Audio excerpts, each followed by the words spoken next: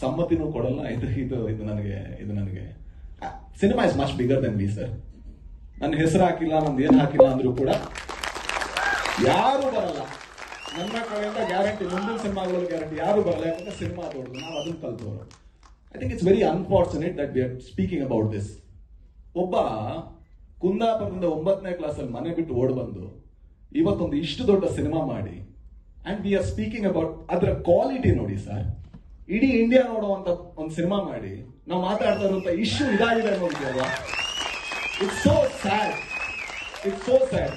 ಅವ್ರ ಹತ್ರ ಅವ್ರೇನಾದ್ರು ಸಿಟ್ಟಿಲ್ಲ ಅಂದ್ರೆ ನಾನು ಒಂದ್ಸಲ ಕೂತ್ಕೊಂಡು ಅವ್ರ ಜೊತೆ ಮಾತಾಡಬೇಕು. ಅಂದ್ರೆ ಮನುಷ್ಯರ ತರ ಮಾತಾಡಿದ್ರೆ ಮಾತ್ರ ಮನುಷ್ಯತ್ವ ಇಂಪಾರ್ಟೆಂಟ್. ಹಾಗೆ ಮಾತಾಡಿದ್ರೆ ನಾವು ಮಾತಾಡ್ಬೋದು ಏನೋ. ಯಾಕಂದ್ರೆ this is so sad sir. ಏನ್ ಸರ್ ಕಾಂಪಿಟೇಷನ್? ಯಾವ ಕಾಂಪಿಟೇಷನ್ ಹೇಳಿ? ನಂದೊಬ್ಬಂದ ಸಿನಿಮಾ ಸರ್, ಆ ಹುಡುಗಿ ಮಾಡಿಲ್ವಾ? ಮಿತ್ರ ಸರ್ ಮಾಡಿಲ್ವಾ? ಹೆಂಗ್ ಕಾಣಿಸ್ತಾರೆ ಮಿತ್ರ ಸರ್? ಎಂತ ಒಳ್ಳೆ ಕಲಾವಿದ. ಶ್ರೀಧರ್ ಸರ್ ಮಾಡಿಲ್ವಾ ಸರ್? ಅವ್ರು ಎಷ್ಟು ಜನ ನೋಡಿದ್ದಾರೆ? ಏನ್ ಸರ್ ಅವ್ರಿಗೆಂತ ದೊಡ್ಡ ಕಲಾವಿದನ ಸರ್ ನಾನು? ಅವ್ರದ್ದು ಹೆಸರು ಇದೆಯಾ ಸರ್ ಪೋಸ್ಟರ್ ಅಲ್ಲಿ? This is so unfortunate sir. This is ತುಂಬಾ ಜನ ಕೇಳ್ತೀವಲ್ವಾ, ಯಾಕೆ ನಮ್ಮ ಇಂಡಸ್ಟ್ರಿ ಉದ್ಧಾರ ಆಗಲ್ಲ ಅಂತ. ಒಂದು ಕಾರಣ ಇದು ಕೂಡ. ಯಾಕಂದ್ರೆ ನಾವು ಕೊಲಾಬರೇಷನ್ ಇಲ್ಲ ಸರ್. ನನಗೆ ಈ ಸಿನಿಮಾದಲ್ಲಿ ಪ್ರಜ್ವಲ್ ದೇವರಾಜ್ಗೆ ದೊಡ್ಡ ಹೆಸರು ಬಂದ್ರೆ ನಾನು ಬಹಳ ಖುಷಿ ಸರ್. ಕನ್ನಡಕ್ಕೆ ಇನ್ನೊಬ್ಬ ನಟ ಮತ್ತೊಬ್ಬ ಇನ್ನೂ ದೊಡ್ಡ ಸ್ಟಾರ್ ಆಗಿ ಬೆಳೆದ. ಮಿತ್ರ ಸರ್ಗೆ ಏನಾದ್ರು ಹೆಸರು ಬಂದ್ರೆ I am so proud, I am so happy. ಯಾಕಂದ್ರೆ ಆ ಕಲಾವಿದ ಡಿಸರ್ವ್ ಮಾಡ್ತಾನೆ. ಅವ್ರ ಹತ್ರ ಕಿತ್ಕೊಂಡು ನಾನು ಏನ್ ಸರ್ಗೆ ಸರ್, ನನಗೆ ಈ ಸಿನಿಮಾದಲ್ಲಾಗ್ಲಿ ಮುಂದೇನೋ ಹಿಂದೇನೋ ಮಾಡಿದ್ದೀನಿ. ನಾನು ಖಳನಾಯಕನಾಗೂ ಮಾಡಿದ್ದೀನಿ. ಅಲ್ಲೆಲ್ಲೂ ಕೂಡ ನನಗೆ ಕಟೌಟ್ ಹಾಕಿ ಅಂತ ಹೇಳಿಲ್ಲ. ಅಥವಾ ನಾನು ಸೂಪ್ರಮ್ಸೋ ಅಲ್ಲಿ ಕಾಮಿಡಿ ಆಗೂ ಮಾಡಿದ್ದೀನಿ. ಅಲ್ಲೆಲ್ಲೂ ಕೂಡ ನನ್ನ ಹೆಸರು ಪೋಸ್ಟರ್ ಬನ್ನಿ ಅಂತ ನಾನು ಕೇಳಿಲ್ಲ. ನನ್ನ ಜೀವನದಲ್ಲಿ ನಾನು ಅದನ್ನ ಮಾಡಲ್ಲ. ಮಾಡಿದ್ರೆ ಅವತ್ತು ನಾನು ಇಂಡಸ್ಟ್ರಿ ಬಿಡಬೇಕು ಅಂತ ನಾನು ಭಾವಿಸ್ತೀನಿ ಸರ್.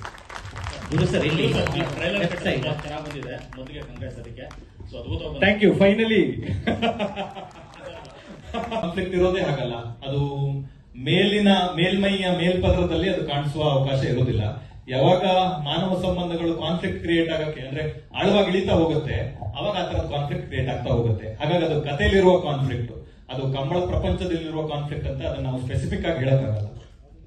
ಗುರು ಸರ್, ಇದು ಕಂಬಳ ಅನ್ನುವಂಥದ್ದು ಒಂದು ಕರಾವಳಿಯ ಒಂದು ಹೆಮ್ಮೆ ಅನ್ನುವಂಥ ಒಂದು ಕಲೆ ಕೂಡ ಅದು.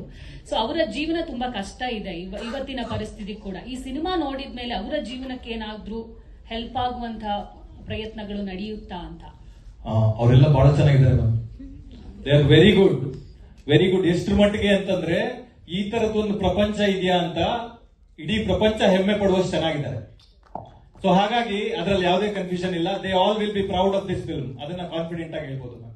ಇನ್ನು ಈ ಸಿನಿಮಾದಲ್ಲಿ ಕಲಾವಿದ್ರು ಬಿಟ್ಟು ಅಂದ್ರೆ ಕಂಬಳ ಓಡಿಸೋರು ಏನಿದ್ದಾರೆ ಅವರು ಕೂಡ ಇದಾರ ಅಂದ್ರೆ ಅಭಿನಯಿಸಿದಾರ? ಇಲ್ಲ, ಕೆಲವರು ಕಾಣಿಸ್ತಾರೆ. ಆಮೇಲೆ ಸಿಕ್ಕಾಪಟ್ಟೆ ಜನರ ಶ್ರಮ ಇದೆ, ಸಹಾಯ ಇದೆ. ಕೋಣಗಳನ್ನ ತಂದಿದ್ದಾರೆ. ಬೆಳಿಗ್ಗೆ 5 ಗಂಟೆಗೆ 3 ಗಂಟೆಗೆ 2 ಗಂಟೆಗೆ ಎದ್ದು ಕೋಣಗಳನ್ನ ತಗೊಂಡು ಲಾರಿಯಲ್ಲಿ ಇಟ್ಕೊಂಡು ನಮ್ ಶೂಟಿಂಗ್ ಸೆಟ್ಗೆ 6-7 ಗಂಟೆಗೆ ಬಂದಿದ್ದಾರೆ.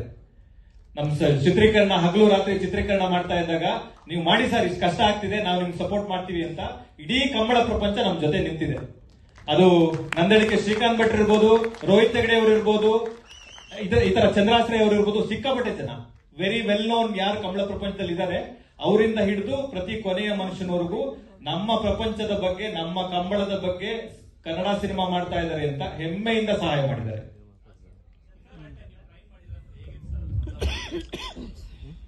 ಸರ್ ಅದು ಅಂದ್ರೆ ನಿಮ್ಗೆ ಸಿನಿಮಾ ನೋಡಿ, ಬಟ್ ಅವ್ರು ಏನ್ ಮಾಡ್ತಾರೆ ಸರ್, ಅದು ಮಿರಾಕಲ್ ಸರ್. ಅಂದ್ರೆ ಮನುಷ್ಯನಿಗೆ ಸಾಧ್ಯವಾಗುವಂತ ಕೆಲಸ ಅಲ್ಲ ಅದು. ಅವ್ರು ಏನ್ ಮಾಡ್ತಾರೆ ಅದು.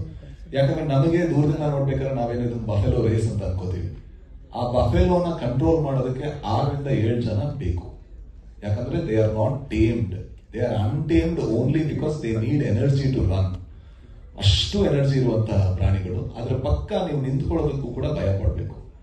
ಅದ್ರ ಪಕ್ಕ ನಿಂತ್ಕೊಂಡು ಅದನ್ನ ಮಗು ತರ ಟ್ರೀಟ್ ಮಾಡಿ, ಅದನ್ನ ಸಾಕಿ, ಅದ್ರ ಜೊತೆ ಓಡೋ ಅಂತವ್ರು ಅವ್ರು ನಿಜವಾಗ್ಲೂ ಅಂದ್ರೆ ಅದ್ರ ಖುಷಿ ಏನಂದ್ರೆ ಅವರೆಲ್ಲರೂ ಕೂಡ ಮಾರನೇ ದಿವಸ, ಕಂಬಳದ ಮಾರನೇ ದಿವಸ ಇದ್ರೆ ಅವರು ಒಬ್ಬ ರೈತ ಆಗಿರ್ತಾನೆ, ಇನ್ನೊಬ್ಬ ಪೇಂಟರ್ ಆಗಿರ್ತಾನೆ, ಇನ್ನೊಂದೇನೋ ಕೆಲಸ ಮಾಡ್ತಾ ಇರ್ತಾನೆ. ಅವನ ಆ ದಿವಸ ಸೆಲೆಬ್ರಿಟಿ, ಅವತ್ತು ಮಾತ್ರ ಕೆಲಸದಲ್ಲಿ ಮಾತ್ರ ಸೆಲೆಬ್ರಿಟಿ. ಮಾರನೇ ದಿವಸ ನಾರ್ಮಲ್. ಐ ಥಿಂಕ್ ಇಂಡಸ್ಟ್ರಿಗೆ ಬಂದ್ರೆ ಬಹಳ ಒಳ್ಳೇದು ಅಂತ ನಾನು ಅನ್ಕೋತೀನಿ. ಸೊ ಗುರು ಸರ್, ಶೆಟ್ರೆ, ನಮಸ್ಕಾರ. ಗುರು ಸರ್ ಇಲ್ಲಿ ಗುರು ಸಾರಿ, ಗುರು ಸರ್. ಇಬ್ರು ಕೇಳ್ತಾ ಇದ್ರಿ ಯಾರಾದ್ರು? ಸರ್ ಇಲ್ಲಿ ಗುರು ಸರ್ ಹಾ. ಪ್ರಜ್ವಲ್ ಅವರಿಗೆ ಧ್ವನಿ ಕೊಟ್ಟವ್ರು ಯಾರು ಸರ್? ಅದು ಒಬ್ರು ಕಾರ್ತಿಕ್ ಸಾಮಗ ಅಂತ. Is a wonderful actor. ನೀವು ನೋಡಿರ್ತೀರಾ ಅವ್ರನ್ನ ಈ ಶನಿ ಧಾರಾವಾಹಿಲಿ ನೋಡಿರ್ತೀರಾ, ಅಥವಾ ಸಿಕ್ಕಾಪಟ್ಟೆ ಟಿವಿ ಭಯಂಕರ ಫೇಮಸ್ ಇದ್ದಾರೆ ಅವರು. He has a wonderful voice. ಜೊತೆಗೆ ನಮ್ಮ ಉಡುಪಿ ಮಂಗಳೂರು ಕರಾವಳಿಯ ಟೆಕ್ಸ್ಚರು ಅವ್ರ ವಾಯ್ಸ್ ಅಲ್ಲಿ ಇದೆ ಅಂತ ಅನಿಸ್ತು. ಹಾಗಾಗಿ ಅವ್ರ ಧ್ವನಿ ಸೂಕ್ತ ಅಂತ ಅವರು ತಪ್ಪು ಮಾಡಿದ್ದಾರೆ. ಸರ್ ಹಾಗೇನೆ ಸರ್, ಹೇಳಿ. ಟೀಮ್ ಬಗ್ಗೆ ಹೇಳ್ತಾ ಇದ್ರಿ, ನಿಮ್ ಜೊತೆ ಎಲ್ಲ ಟೀಮ್ ಕೂತಿದ್ದಾರೆ. ಅವ್ರ ಪಾತ್ರಗಳೇನು? ಅವರ ಪಾತ್ರಕ್ಕೆ ಅವರೇ ಕೂಡ ಡಬ್ಬಿಂಗ್ ಮಾಡಿದಿರಾ, ಮತ್ತೆ ಅವ್ರ ಜೊತೆ ಮಾತಾಡಿಸ್ಬಿಡಿ ಸರ್. ಸಂಪದ ಅವ್ರು ಮಾಡಿಲ್ಲ, ಯಾಕಂದ್ರೆ ಅವ್ರು ಫಸ್ಟ್ ಮಾಡಿದ್ರು, ಡಬ್ ಮಾಡಿದ್ರು.